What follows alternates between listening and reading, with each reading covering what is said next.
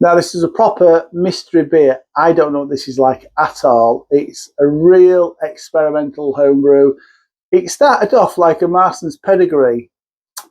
Let's see what we've made, shall we? Hello everybody, welcome to Andy's Beer Reviews. Yes, this is a real Frankenstein homebrew.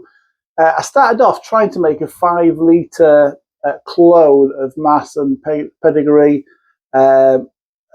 It was all grain. It should have come in at 4.5% ABV.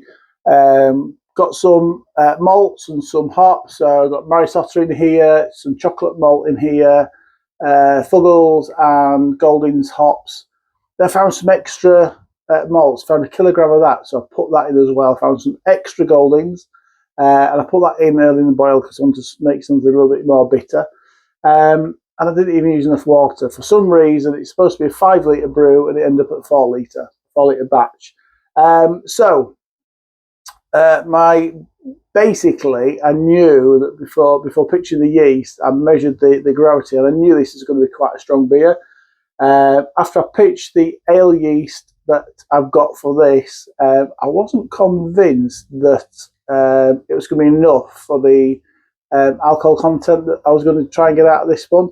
So then a couple of days later, I added some champagne yeast to it all.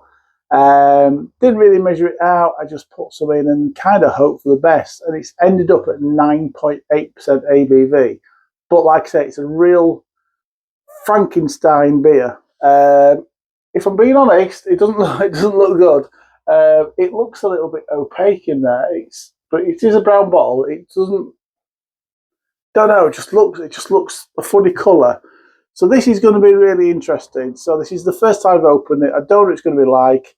It's been in the bottle for 3 weeks. It's been in the cool area since putting the bottle for those 3 weeks. I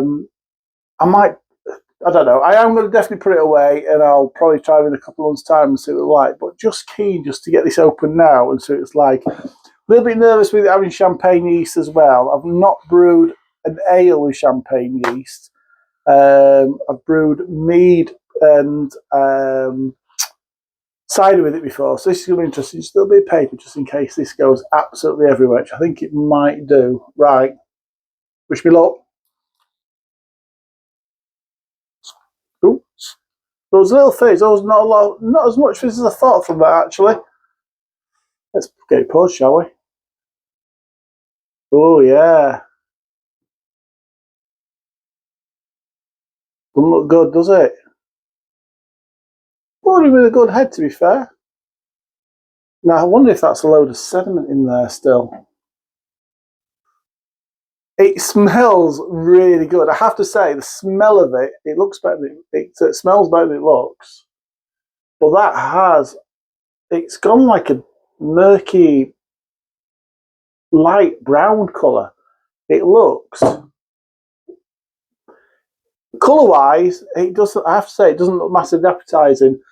The aromas are phenomenal. The aromas are really good. It's got a lovely, creamy, light tan head. It does smell good, actually. It's malty. It's fruity.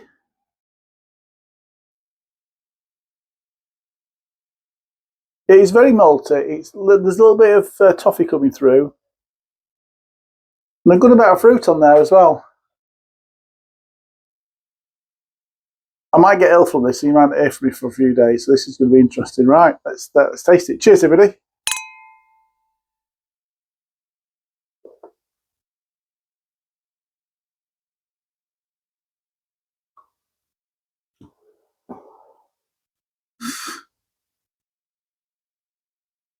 By heck, this is only 9.8%. It's a strong one, I'll give you that.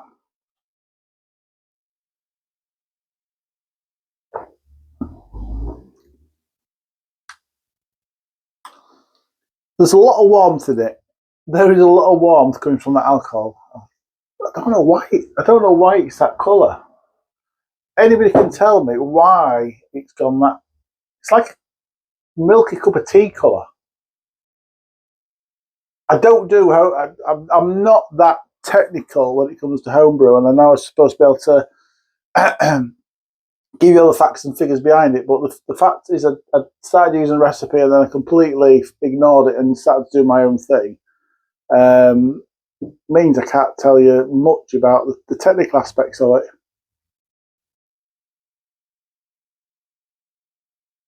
Strange colour.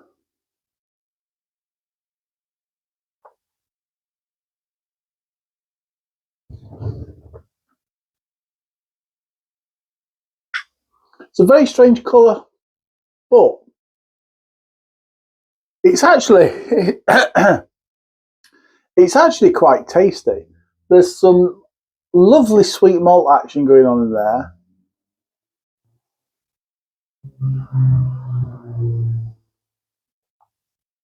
Yeah, like on the nose, there's a little bit of caramel coming through on there. There's a little fruitiness in there, a little bit of spiciness in there as well.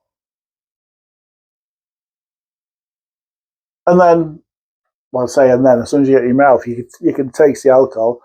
I normally say when I take, sometimes you want to taste the alcohol in the beer. You want to know you've drunk a strong beer.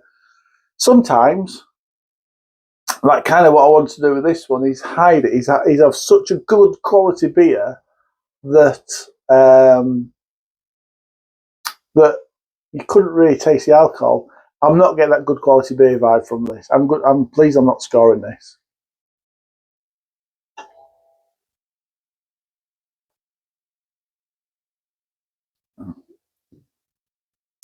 It's just not cleared now. I think one of the problems I did have, and I haven't got that now, because now I've got a fridge I can use for brewing. Maybe I didn't keep the right temperature. Maybe, no, when you went into bottles, no, when you went into bottles, it did come, put it down, if you put it in the bottles, you put the sugar in there to give it the carbonation. Well, that carbonation is going.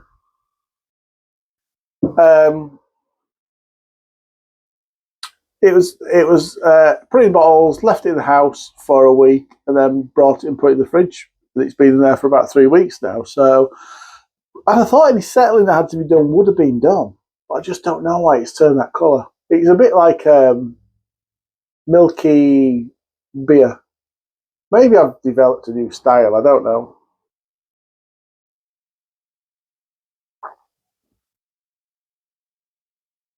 If it wasn't for the look of it, ooh, yeah, some sediment in that one. There is a lot of sediment in there, so maybe there's just a lot of flocculant. I didn't use any Irish moss. I think I'm going to leave it there because I don't know what it's doing to my guts. I didn't use any Irish moss, so I think part of the problem, because I'd run out and I forgot to order some and I was desperate to get the brew on. So part of the problem might well be it's just the yeast has just created a lot of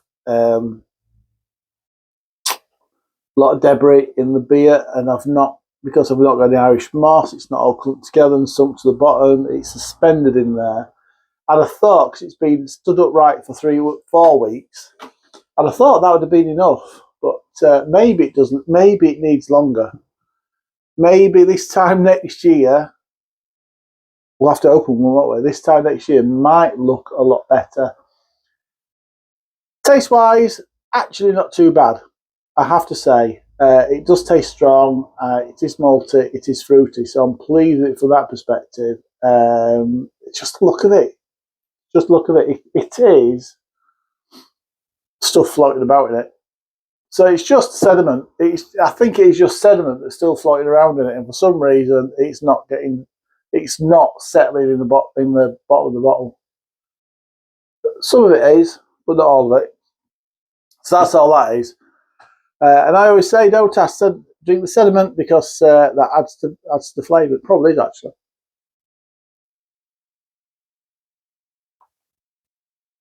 Yeah, do you know what? Yeah, I'm not massively happy with it, am I?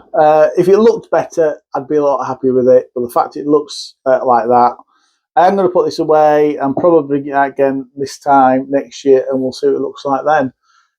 That's it. It's a homebrew fail in my book. I have got a plum porter on the go, and I need to get that into bottles this coming week. So hopefully the plum porter will be a lot better.